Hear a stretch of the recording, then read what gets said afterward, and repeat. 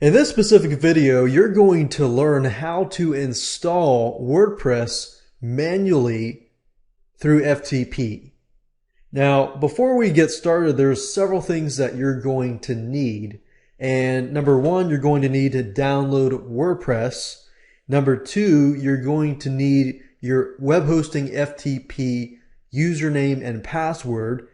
And of course, you're going to need an FTP program. So I'm going to show you how to get an FTP program.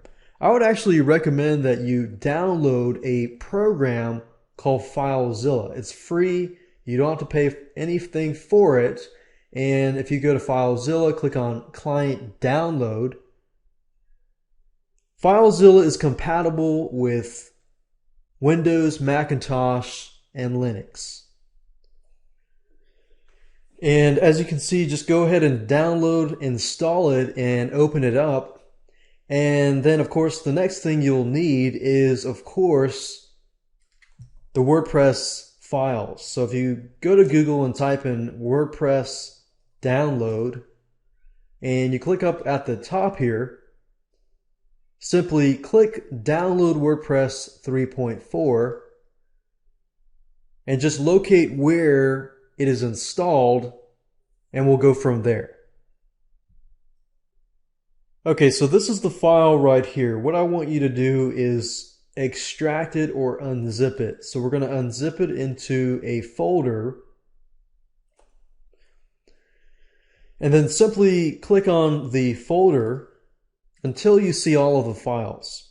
Okay, so these are the files that we want to upload to our website. So the next step is to go to FileZilla, the FTP program, and this is the program that you see here. And what you need to do is at the top, using your FTP username and password, go to the host section here, type in ftp dot whatever your domain.com, .net, whatever, and then enter your username and your password. And what I like about FileZilla is that once you connect once, it'll store a list of your history. So if you want to connect to it later on, you can actually do that.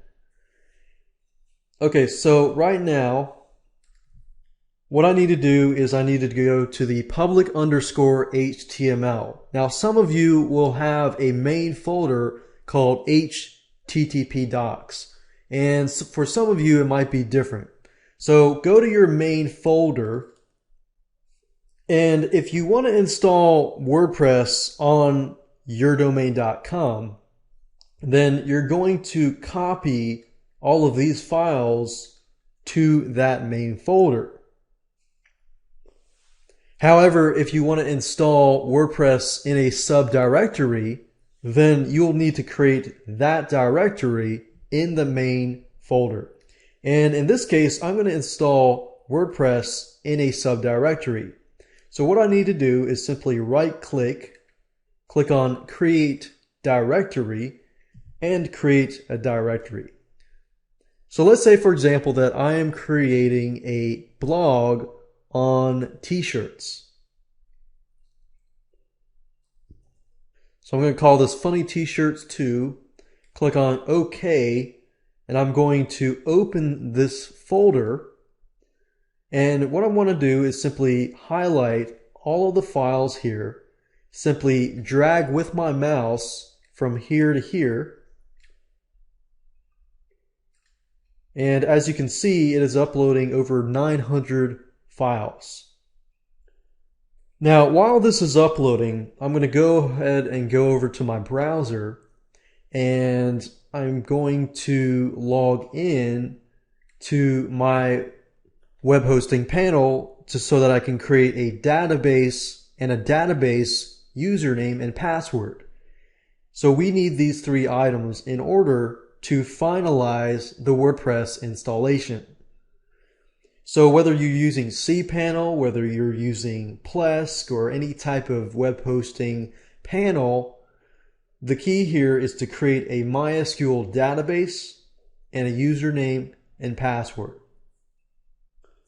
So in this case, I am using cPanel. So what I need to do with cPanel is to scroll down and find where it says MySQL database wizard.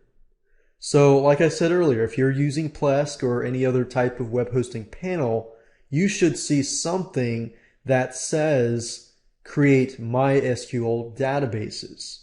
And if you don't, you can always contact your web hosting company. If I click on this here and I enter, let's say, funny t-shirts 2, click on next step, funny 2 will generate a password. Make sure that you save that password. Create user, and make sure that you save this information. And click on all privileges, click on next step, and there we go. So the only thing we need to do now is to, of course, make note, this is the database, and I'm actually copying this over to a notepad as I am speaking here, and the password. So make sure you copy this, and the password. Once we're done with this, we're almost done.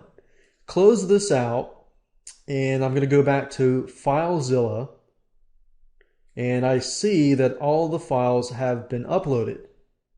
Now what I need to do is I need to go back to my computer where the files are located and locate the wp-config-sample.php file. What I need to do is rename this to wp-config.php. Rename that. Next, right-click and open this file using Notepad. And if you're using Macintosh, just open it up with Notepad or something like that, or some sort of text editor. And what we want to do is we want to take the 3 pieces of information that we created earlier, the database user, and the password, and replace this information here with what we just created. Okay, so just now the database name, we're going to replace this here between these quotes here, single quotes. Put that here. Enter the username between these single quotes here. And then enter the password between these single quotes here. And then, of course, you exit, click on save, and then copy this new file here over to here. Now we're almost done. The last thing you need to do is this. Simply go to your browser, go to the website / that subdirectory where the WordPress files are located, enter your site title. We're going to call this Funny T-shirts 2. Enter your administrative password and username and password. Enter your email. And what this means here is this: privacy. If this is checked, it will allow search engines to index this site. Now, what does that mean? That means that once you've installed this WordPress site, this here, WordPress's system is going to notify Google that your site is up.